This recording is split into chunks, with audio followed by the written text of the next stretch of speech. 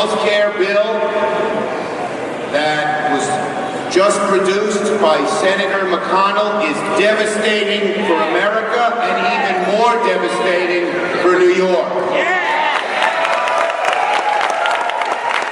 Do we want this bill to pass?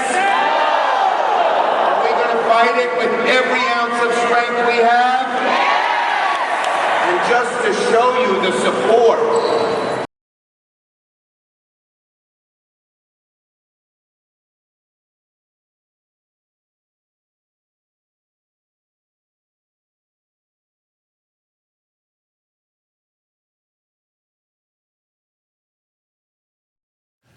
Mr. President, earlier this morning it was my distinct honor, along with Leader McConnell, to welcome Ukrainian President Zelensky to the United States.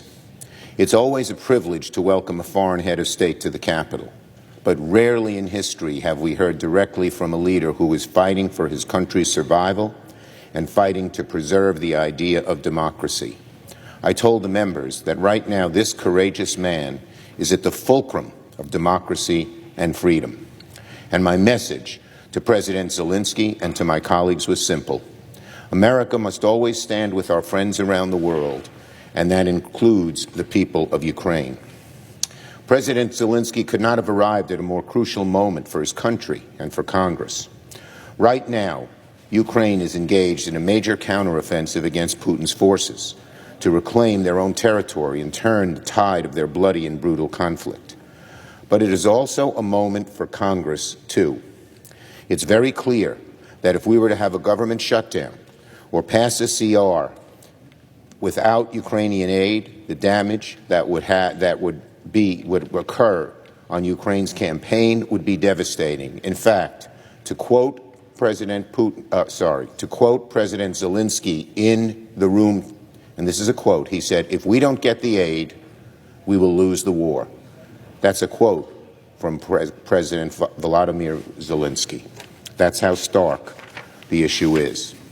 Nothing would make Putin happier right now than to see the United States waver in our support for the Ukrainian people.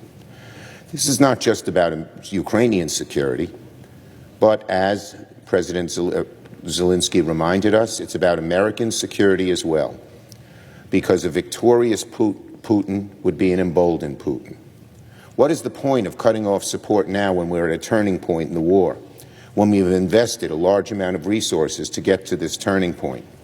To be sure, there are some on the hard right who say we should abandon Ukraine and negotiate with Putin. It's ironic that the hard right, which historically opposed communism, now openly flirts with autocrats like Putin.